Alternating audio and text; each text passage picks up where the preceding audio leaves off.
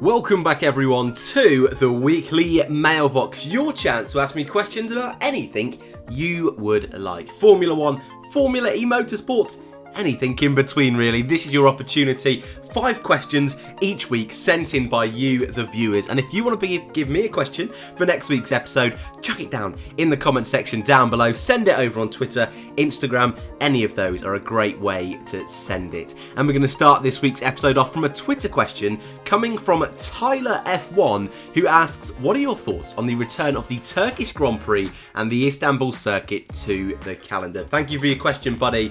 Of course, this is a huge bit of news that broke yesterday afternoon, just about lunchtime.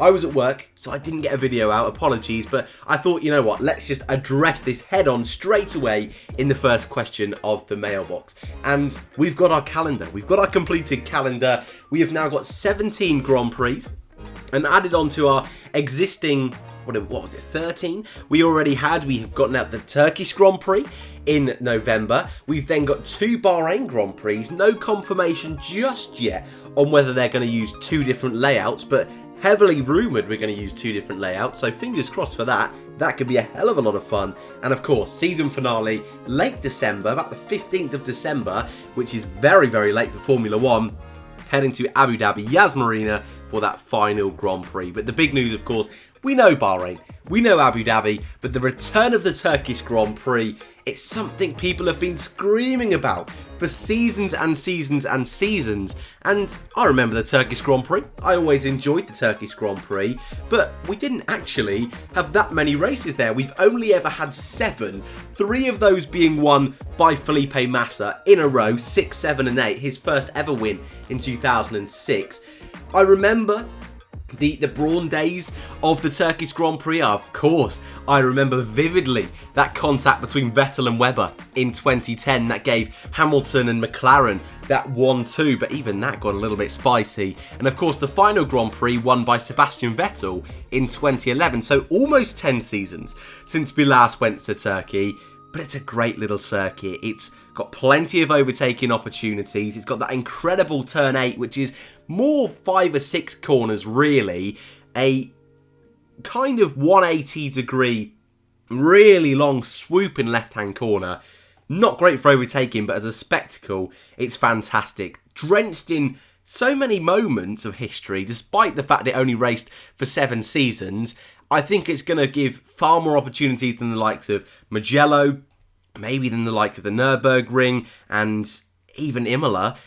I'm looking forward to this one. There's a couple that I think are missing on the calendar, but we'll get onto that a little bit later on. Question number 2 comes from Zero Hurlington, is how I'll go with that one.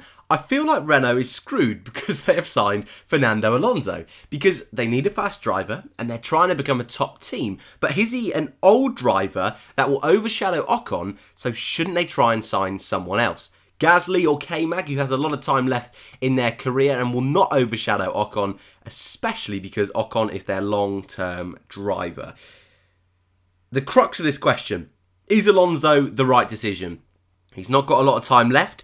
Should they have gone with a different driver? And it's something that I was quite adamant that Alonso, whilst he would be a great short-term option, long-term is not the plan for Renault. And I think as well for Fernando, he's coming to Renault knowing that. He's coming to Renault on this kind of one-off gamble that they're going to be fantastic in 2022, which you can understand really. He's not going to find seats elsewhere, especially top seats. McLaren won't want him back. Ferrari, Mercedes, Red Bull are never going to let him in the door. So Renault probably was the best ever seat he was going to be able to attain in the rest of his career. So I understand why he's gone it. Renault, Alonso's still a world-class driver. Yes, he's had a couple of seasons out now, and his IndyCar run last weekend wasn't sensational, but he's still got speed. He's still going to come onto that grid and be one of the best drivers on the grid, even though he's so late on in his career. And he's on a 2-year deal.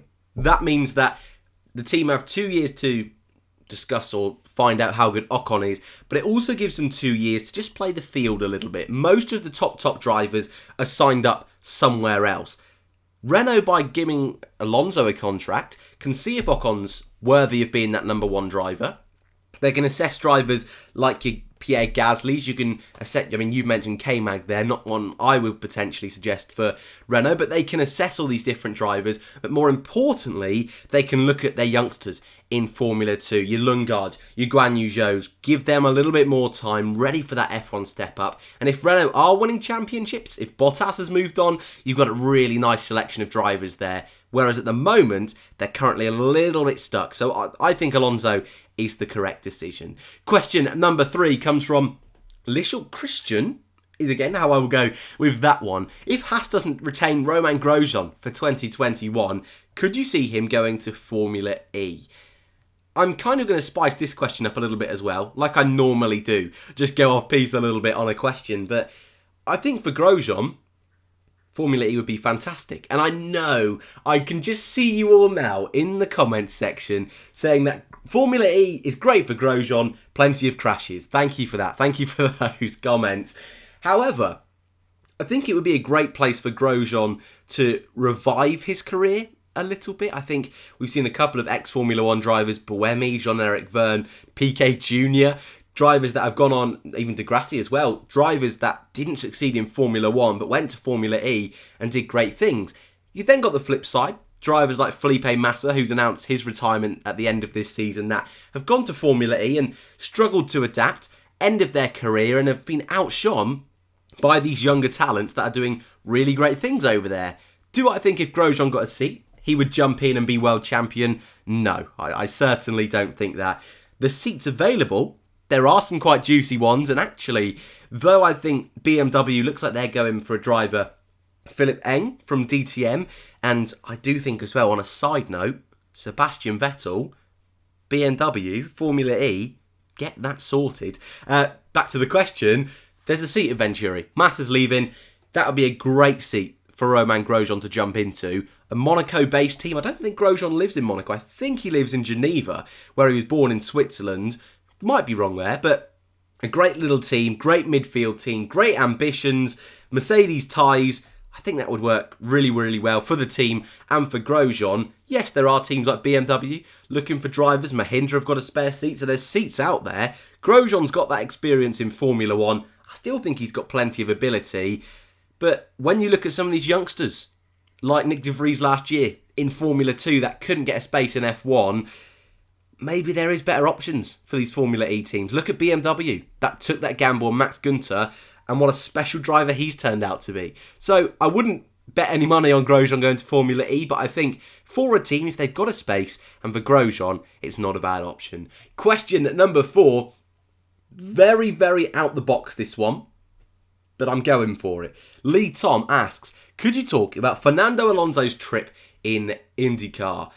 I will talk about it, but my knowledge of IndyCar is pretty poor, if I'm being fully honest. This was the first real Indy 500 I've pretty much watched all the way through. I watched it in 2017, I think it was, in Alonso's first trip, but I didn't watch it from lights to finish. I watched a little bit here, a little bit there. I think watched the final few laps or so. I kept up to date with it last year when Pagenaud went on to win, and I've dabbled in a couple of different races in IndyCar. This wasn't my first ever full IndyCar race. I think I watched one once, I want to say in Long Beach, but I'm not quite sure where it was, and Newgarden was just tearing up the field. And I try and keep an eye on who's competing in IndyCar, and of course for this year's Indy 500, Alonso was in it. With everything going on at the moment, it was another bit of racing. I had a bit of time off this weekend, so I thought, you know what, no Grand Prix, let's give it a go, let's give it a bash. And I can tell you now, I thoroughly enjoyed it. Just the whole performance and build-up, despite the fact there was no crowd, was incredible. And I can see why people do say it's one of the best motorsports, if not the best motorsports event of the year. Was it a great race from lights to finish?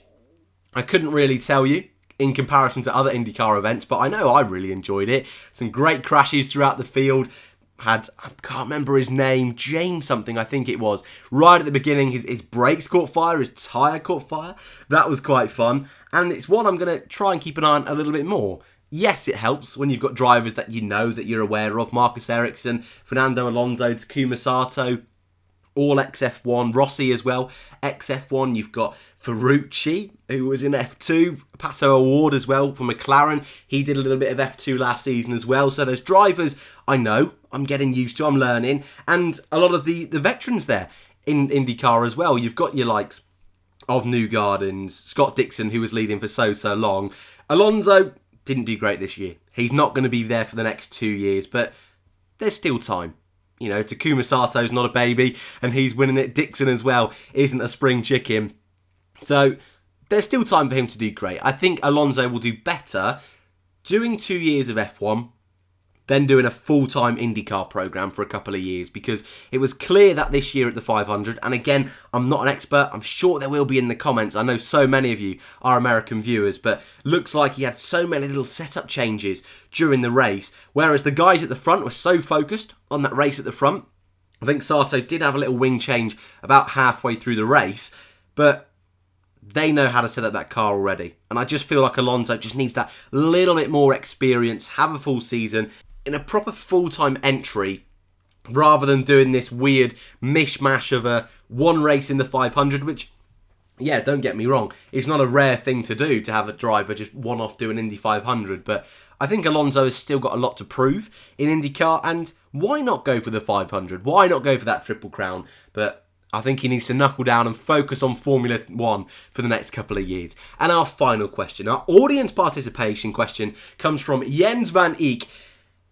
Are there any tracks you would like to see added to the 2020 Formula 1 calendar? I have mugged off Jens.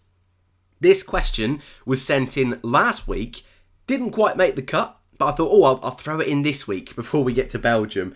And Sod's Law, the day before recording, they announced the calendar. So I've just kind of put in a little caveat there.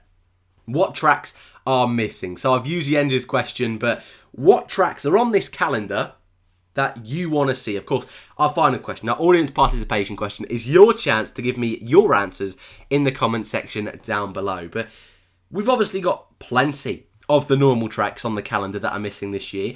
I think my favourite that we usually go to on the normal calendar that we're not going to this year, probably the Circuit of the Americas. I really, really like that place. I think it's had some great racing over the last few years, one of Herman Tilke's better designs. But I think the one that I was praying, really, really hoping we would go to, didn't quite materialise: Malaysia. I absolutely love Malaysia. An awesome circuit. One of the best over the last 10 years. The fact that it's gone still really hurts me. Not only is it great for overtaking, we never heard complaints about it being a dull race for overtaking in Malaysia. Not only that, Sector 1, Sector 2, Sector 3, there's places to overtake, and you don't often see that in modern Formula 1 circuits. Couple of DRS zones, which I'm totally fine with. Strategy was always a bit up in the air. Wasn't nice on the tyres, but wasn't particularly harsh either. And of course, the Malaysian Grand Prix, we all know weather was so unpredictable, just made it that little bit extra spicy. I love it there. But I want to know your thoughts. Hockenheim, Suzuka, of course, we're not going to this year as well. We've got other circuits like Zandvoort we didn't get to go to, Vietnam, and maybe you're in Belgium. Maybe you like the likes of Zolder. Chinese Grand Prix this year isn't going ahead. There's a couple of circuits there. Laguna Seca would have been fun. Donington, Brands Hatch. I know some of them aren't quite up to grade, but hey, at least we got Sochi. And I will leave that there. Thank you all very much for watching this week's episode of the Weekly Mailbox. As always, if you want to give me your questions for next week, comment section down below, Insta, Twitter, all that good stuff. Thank you all very much for watching Belgian Grand Prix this weekend, so keep your eyes peeled over the next couple of days for the content starting to build in anticipation for the race. Enjoy the weekend, guys. Thank you for watching, and I hope to see you all in the next one.